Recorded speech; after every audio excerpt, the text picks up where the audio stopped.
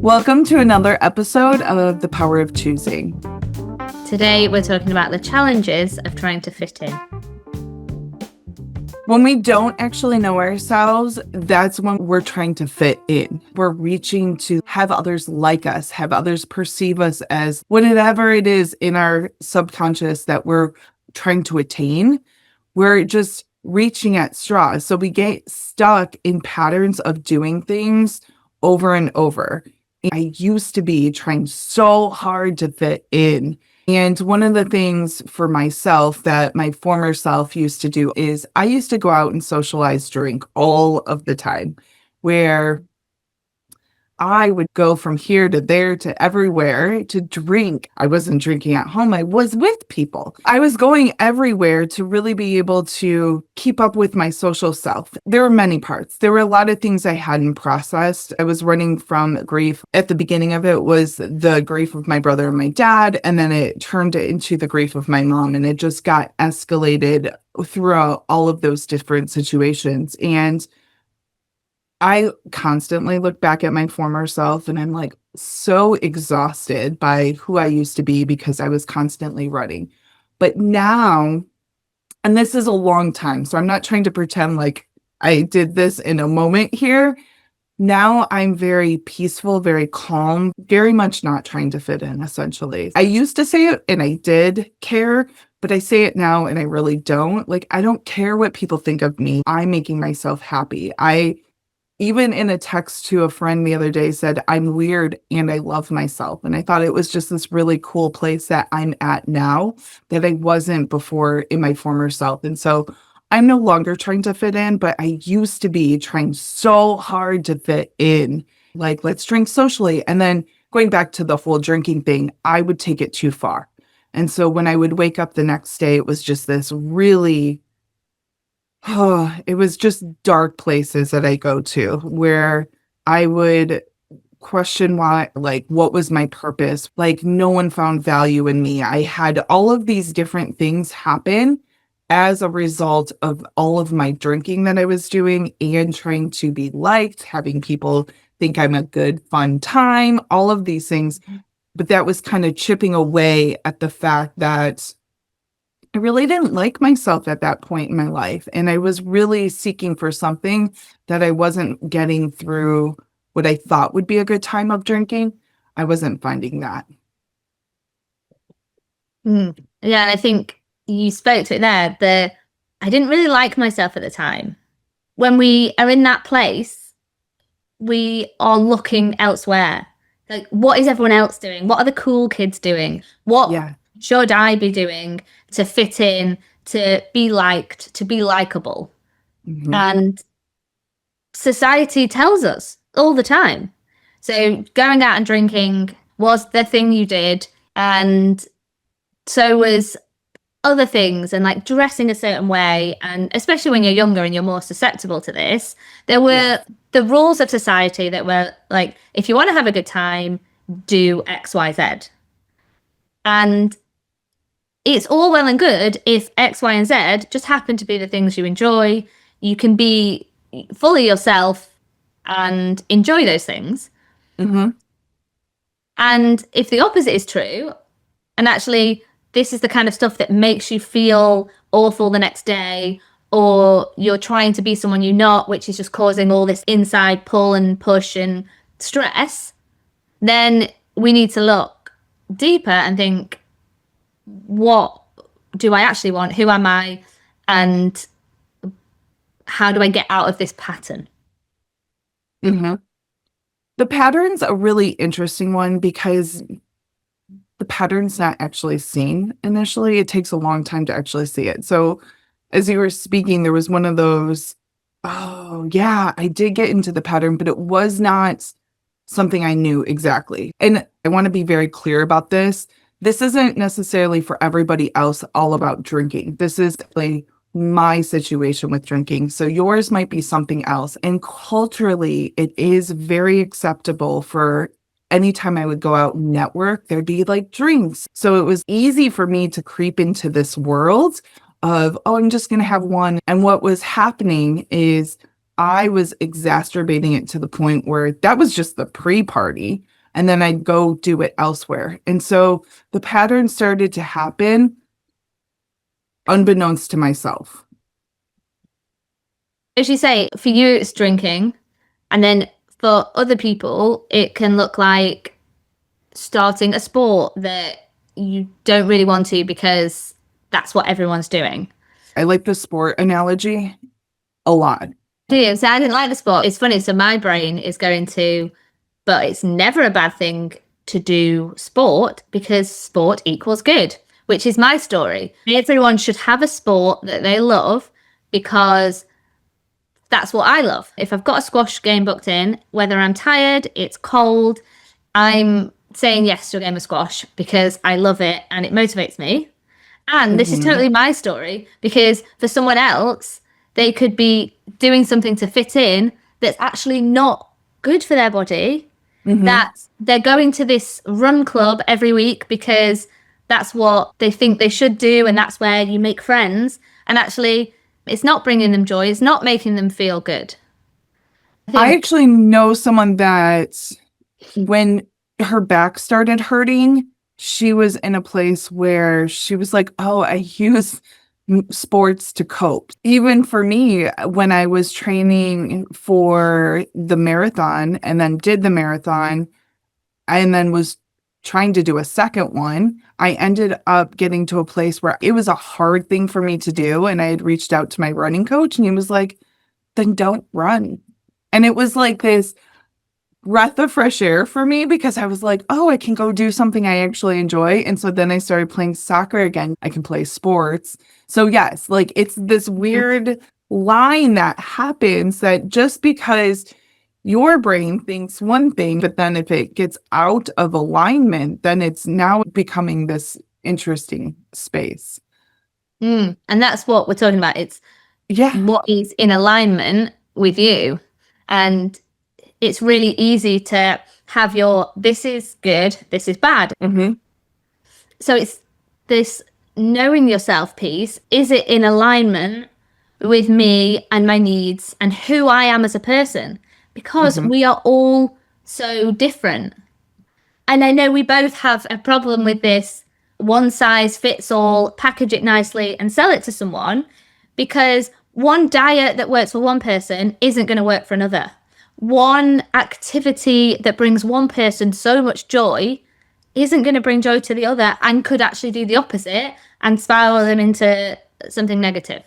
Because what we need, what our body needs to nourish us, what our mind needs to keep us at ease and peaceful is completely different.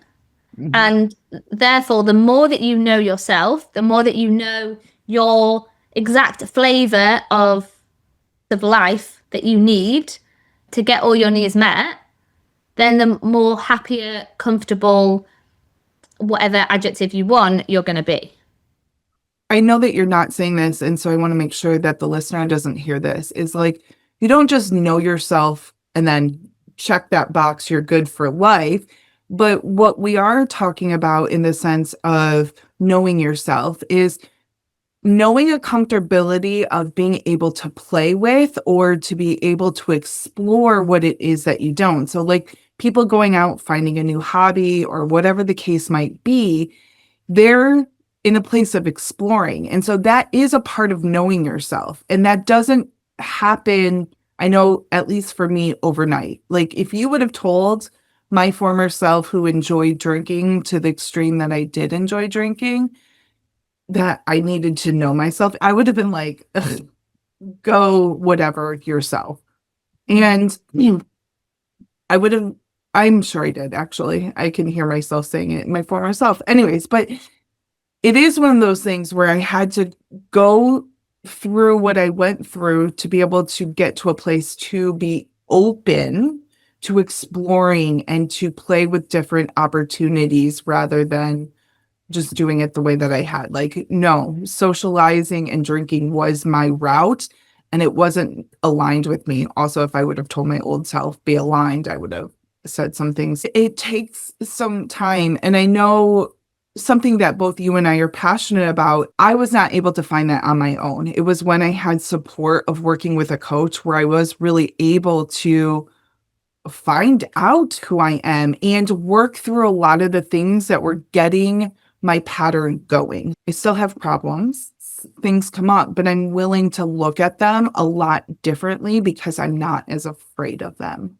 And so that is knowing myself. It doesn't mean I'm excluded from problems, but I am willing to like explore finding a solution for myself. The only way we can learn and grow is to just try different things. And obviously our main go-to is going to be, okay, what's everyone else doing? Because usually that leads you to what are the majority of people going to like. It's really about letting go of all these layers of what a whole perfect great life looks like, because society is going to tell you it could be having loads of friends, and actually maybe that's not right for you, and you are more inclined to want a deep friendship with just one person. Or it's about going on amazing holidays, or it's about joining the new phase of CrossFit, or whatever the new fad is. Are you in on it? Are you in the in crowd? And it makes sense because this is how we learn who we are. Yeah. We try out new things. We figure things out. We meet new people. And where we can get stuck is, but everybody else is doing this. I'm doing the right thing. I'm in this corporate job. I'm going for a promotion. I'm saving so I can buy a house. We're doing the things we're told to do. Right. And we don't question it. Yeah. And when it becomes a problem is something's missing. I'm not fully happy. What am I lacking? What do I need? And that is such a hard question to answer. We've got exercises that we can give you that will help.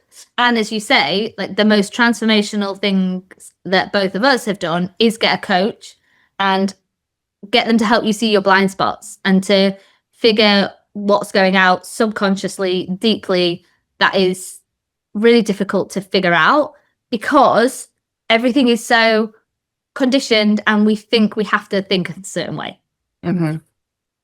Yes. So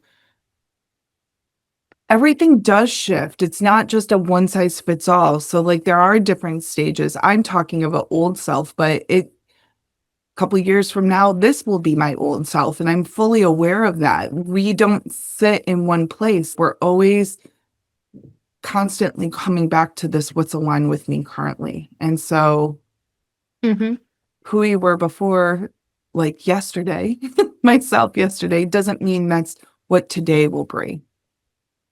Yeah. So this power of discernment and figuring out what brings me joy, what doesn't bring me joy is super important because as you say, like things change and we need to be really good at looking for the signs, the nudge of this doesn't feel good for me.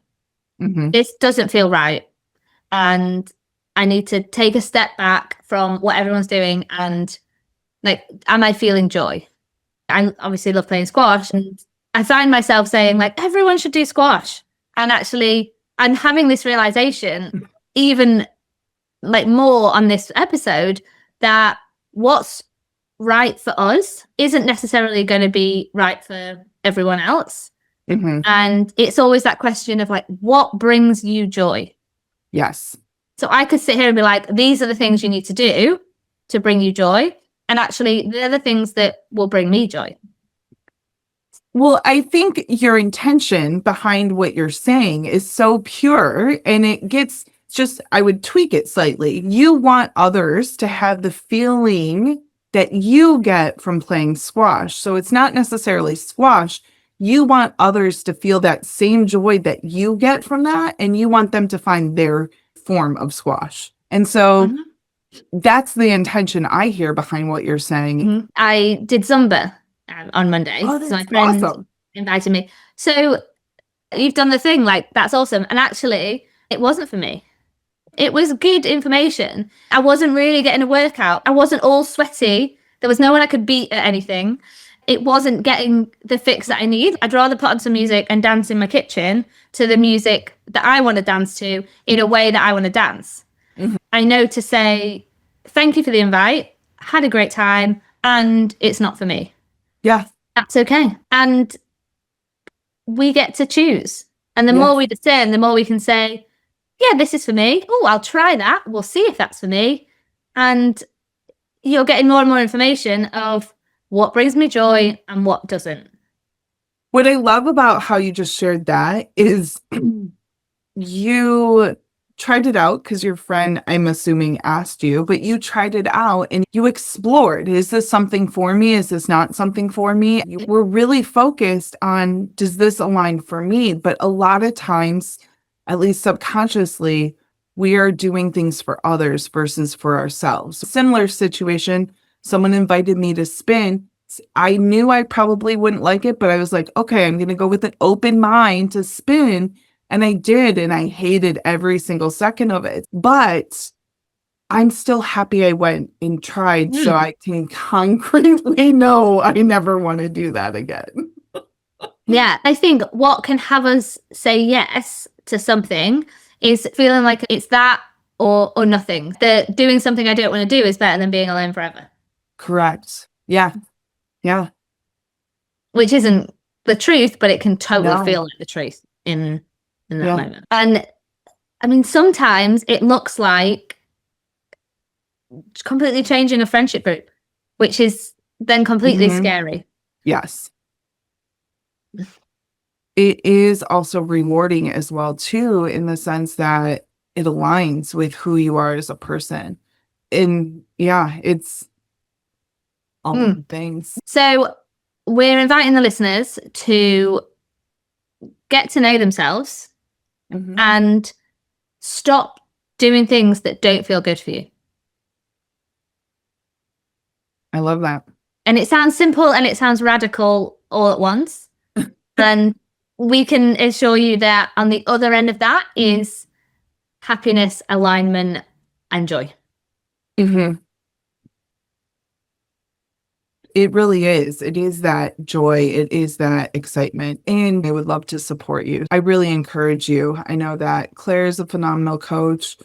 I believe I'm a phenomenal coach. Just really be able to see things that we didn't see were our patterns. You just are on autopilot. And so if you're curious, reach out to us and we'll set up a discovery conversation. Yes. Well, thank you for coming to another episode of the Power of Choosing podcast, where today we talk all about the challenges of fitting in.